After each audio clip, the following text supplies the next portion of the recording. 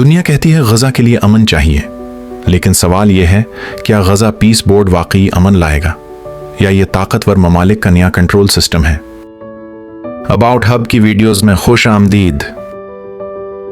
غزہ کا مسئلہ صرف جنگ نہیں بلکہ قبضہ، محاصرہ اور آزادی سے محرومی ہے۔ جب تک اس جڑ کو نہیں چھیڑا جاتا کوئی بھی امن منصوبہ ادھورا رہے گا۔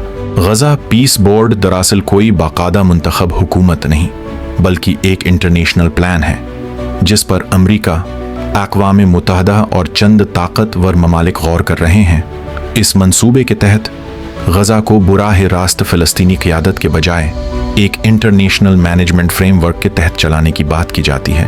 کہا جاتا ہے کہ جنگ کے فوراً بعد غزہ میں ایک ایسا نظام بنایا جائے جس میں مقامی فلسطینیوں کا کردار محدود اور عالمی اداروں کا اختیار زیادہ ہو۔ غزہ میں مکمل یا مرحلہ وار جنگ بندی تاکہ عالمی فورسز داخل ہو سکیں۔ اقوام متحدہ یا اتحادی ممالک کی نگرانی غزہ کے سرحدی علاقوں اور داخلی نظام پر۔ کہا جاتا ہے کہ اسرائیل کی سیکورٹی خدشات کو اولین ترجیح دی جائے گی۔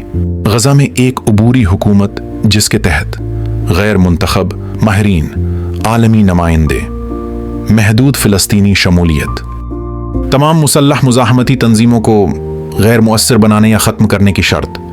ماہرین کے مطابق یہ منصوبہ بظاہر امن کی بات کرتا ہے لیکن اصل میں فلسطینی خود مختاری کو نظر انداز کرتا ہے، مزاحمت کو دہشت گردی کے طور پر پیش کرتا ہے، اسرائیلی قبضے کے بنیادی مسئلے کو چھیڑتا ہی نہیں، غزہ کو ایک کنٹرولڈ زون میں بدل دیتا ہے۔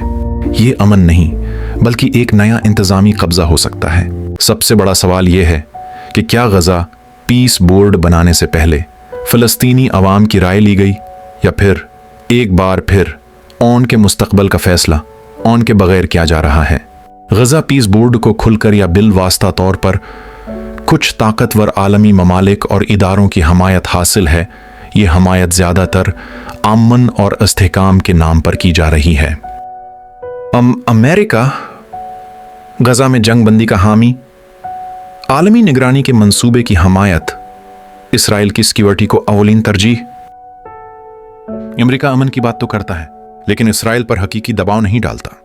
یورپی یونین ہیومانیٹیرین سیز فائر کی حمایت، عالمی انتظامی کردار کے حق میں اسرائیل سے سفارتی تعلقات برقرار۔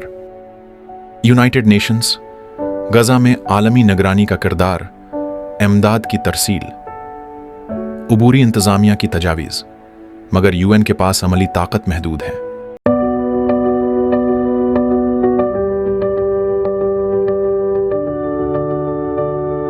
یہ ممالک کھل کر اسرائیل کی مخالفت نہیں کرتے بلکہ امن منصوبوں کی سفارتی حمایت کرتے ہیں۔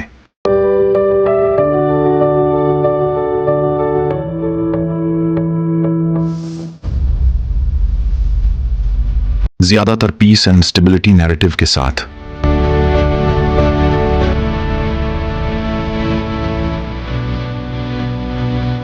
پاکستان کسی رسمی غزہ پیس بورڈ کا رکن نہیں لیکن موجودہ حکومت بین الاقوامی امن منصوبوں کی سفارتی سطح پر حمایت کرتی نظر آتی ہے۔ سوال یہ نہیں کہ پاکستان امن کا حامی ہے یا نہیں، اصل سوال یہ ہے کہ کیا پاکستان یہ فیصلے اپنی مرضی سے کر رہا ہے یا کسی عالمی دباؤ کے تحت؟ تجزیہ کاروں اور ناقدین کے مطابق موجودہ پاکستان حکومت امریکہ اور مغربی طاقتوں کو ناراض نہیں کرنا چاہتی اور اسی لیے غزہ جیسے حساس معاملے پر پاکستان کا موقف نرم، محتاط اور سفارتی حدود میں قید نظر آتا ہے۔ IMF پر انحصار، عالمی مالی امداد، سفارتی تنہائی کا خوف، خارجہ پالیسی میں کمزور پوزیشن۔ جب معیشت کمزور ہو تو خارجہ پالیسی بھی دباؤ میں آ جاتی ہے۔ یہ بھی ایک حقیقت ہے کہ بین الاقوامی سطح پر عمران خان کے موقف کا ذکر اب شاذ و نادر ہی سنائی دیتا ہے۔ ناقدین کے مطابق اس خاموشی کی ایک وجہ یہ بھی ہو سکتی ہے کہ امریکہ عمران خان کے دو ٹوک اور آزاد موقف سے مطمئن نہیں رہا۔ یہ کہنا کہ سب کچھ صرف امریکہ کے کہنے پر ہو رہا ہے ایک الزام ہو سکتا ہے، لیکن یہ سوال ضرور ہے کہ پاکستان کی آواز پہلے جیسی مضبوط کیوں نہیں رہی؟ सियासत में कभी कभी खामोशी भी एक पॉलिसी होती है।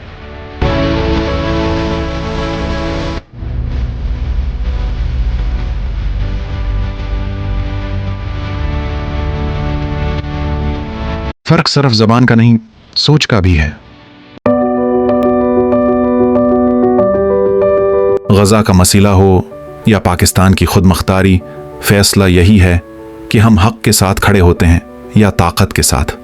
अगर गजा पीस बोर्ड वाकई इंसाफ देता है तो हमायत बनती है, लेकिन अगर ये सिर्फ ताकतवरों का मफाद है तो खामोश हमायत भी सवालिया निशान है। पाकिस्तानी अवाम वाज़ेह तौर पर फ़िलिस्तीन के साथ खड़ी है, लेकिन रियासती मौक़िफ़ कमज़ोर नज़र आता है। गजा में अमन सिर्फ बोर्ड बनाने से नहीं बल्कि इंसाफ देने से आएगा, वरना ये पीस बोर्ड एक और नाकाम मंसूबा बन जाएगा। क्या गजा पीस बोर्ड हल है या एक और सियासी खेल? कमेंट में अपनी राय ज़रूर दें।